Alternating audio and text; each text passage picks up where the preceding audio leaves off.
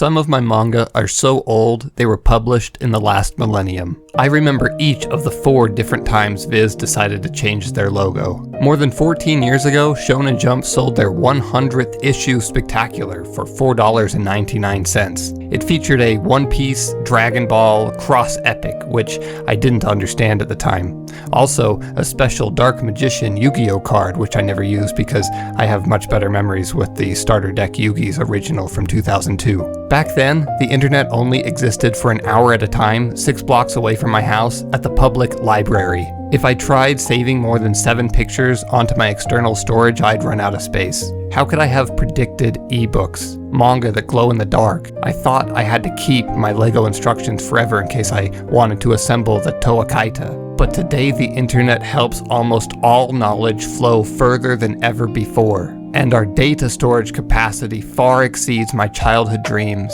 More than 10 years ago, I started documenting some of my favorite objects. I even collected a few more objects along the way. And as the internet expanded, I was able to collect even more until... Do you really want to preserve the story for as long as possible? Infinite digital copies stored on and offline seem more secure than bound pages. But there is something better still. Knowing the story. Reading is a good way to first come to know a story. Listening and watching is another good way to first come to know a story. While we're experiencing, we're retaining, and maybe even learning. This can't be helped. Experience a story enough times and it will become a part of you. So having experienced enough Dragon Ball and One Piece by 2011, I knew this cross epic was only going to end in one way, which was... The dragon who grants others wishes gathers his friends for a tea party. Are the Straw Hat Crew pirating off of Akira Toriyama's legendary success here? Or has the immortal dragon granted Goku one final wish for relevancy? After their feast,